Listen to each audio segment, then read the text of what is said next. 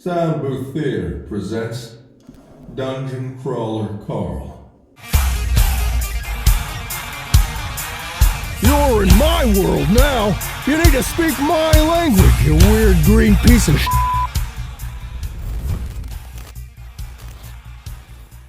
A little less than a year ago, me and my friend were watching this particular anime. You may have heard of it. I think it's called Solo Leveling?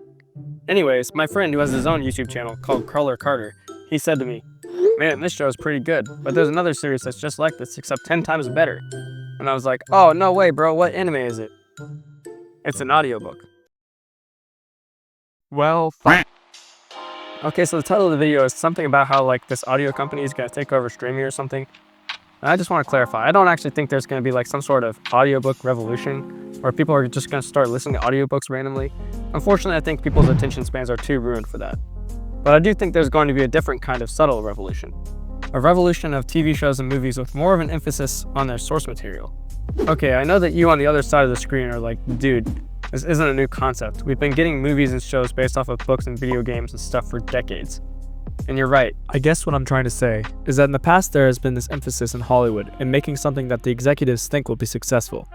And don't get me wrong, I think Japan, who is primarily who I'm comparing Hollywood to right now, is by no means perfect in this regard.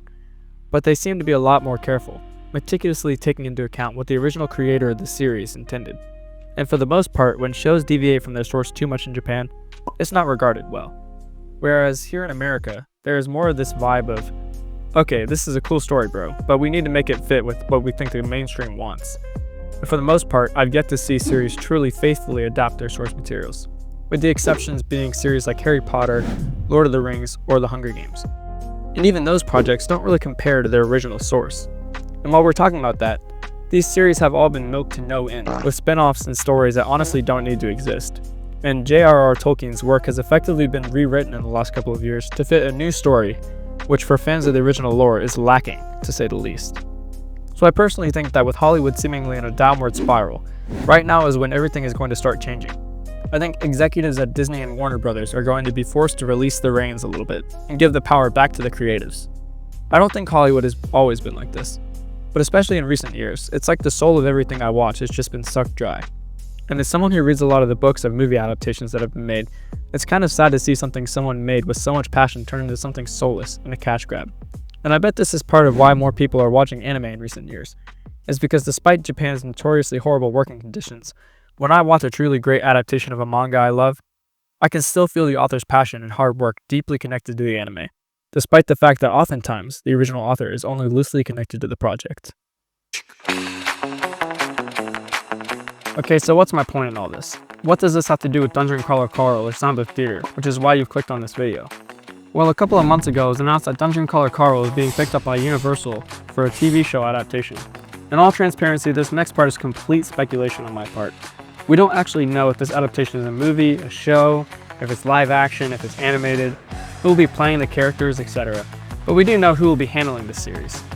A production company called Fuzzy Door Productions. Now, if I lost you, let me explain. Fuzzy Door Productions is owned by Universal Studios, and its big head honcho is Seth MacFarlane. If you don't know who that is, he's the guy who voiced nearly a dozen different characters in Family Guy. Family Guy is also famous for starring a particular actor as one of its few voices not done by MacFarlane, Patrick Warburton. So for those who have never heard of Dungeon Crawler Carl, I'll give you a little bit of a backstory to connect the dots. The main character Carl is voiced by this guy. His name is Jeff Hayes. And he's like an actual voice actor, not like the typical celebrity voices we hear all the time these days. His voice for Carl sounds suspiciously like Patrick Warburton. It's so uncanny, in fact, that fans of the series have made it into a running joke of sorts. And in one of the most recent Crawler books, Patrick Warburton made a guest appearance in the series. I personally thought this was crazy because Patrick Warburton is one of those guys in Hollywood who is just randomly everywhere and makes everything he touches turn to gold. For reference, Warburton is the guy who plays Kronk in Emperor's New Groove. He plays Lemony Snicket in a series of unfortunate events, and of course, Joe from Family Guy. The list goes on, but for the sake of this video, I'll keep it to these. Anyways, why is this important? What are you clenching? Well, I think it just lends to show that this series could have a perfect cast of voice actors if it plays its cards well.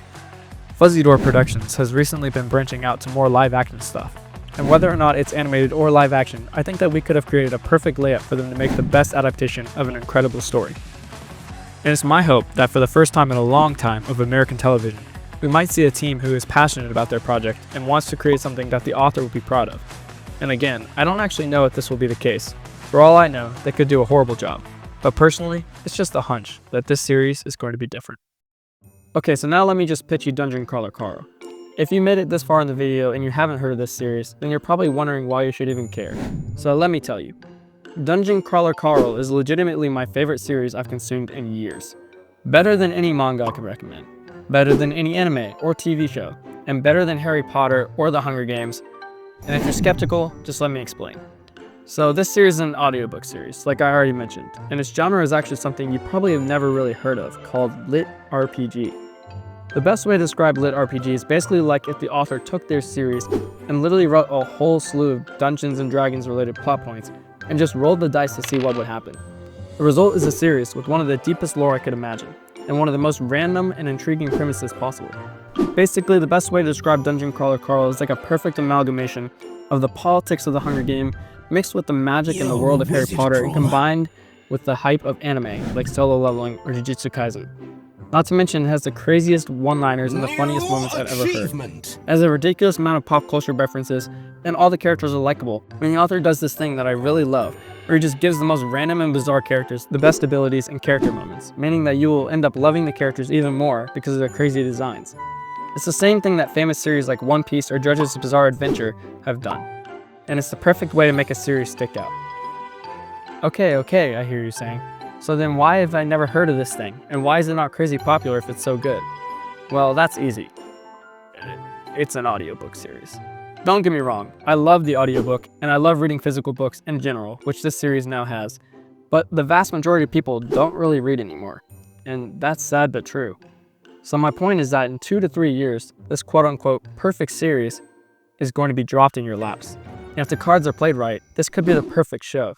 I'm already really excited because in Matt Dinniman's latest book, he left a note in the back which announced some future projects. And lo and behold, Dungeon Crawler Carl is getting a webtoon adaptation. If you don't know what a webtoon is, it's basically like the less popular version of a manga for America. It's full color and usually has a different kind of style from typical manga. So this series has a webtoon coming soon. And the prospective animators of this series will have the perfect source material to adapt an animated show from.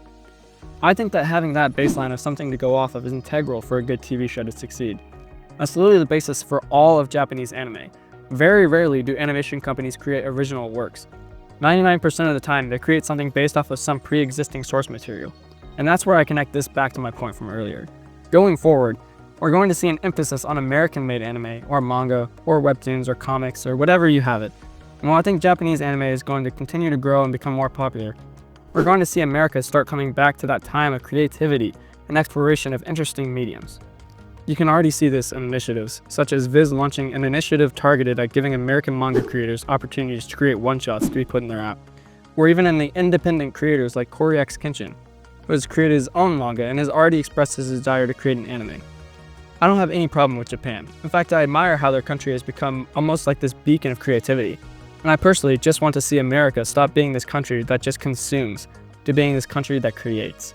And I think Dungeon Crawler Carl are helping pave a way for America to stop just producing these Hollywood drag and drop shows and to get back to the days of 10 or 20 years ago when we had amazing creators and authors helping produce movies like Hunger Games or Harry Potter. Because nowadays, all I see are the same repeat slop, like Moana 2 or How to Train Your Dragon live action or Lilo and Stitch live action. Nobody's making anything original. And instead, we've resorted to turning our beloved animated movies and shows into heartless, soulless recreations of the originals. If you like this video, leave me a thumbs up and subscribe. Usually I do more like manga related content, like recommendations and stuff, but I wanted to talk about this book series because it is just like my absolute favorite of all time. Let me know if you think I should do a book review. Maybe me and my friend Carter will do it together. Anyways, until next time, God bless.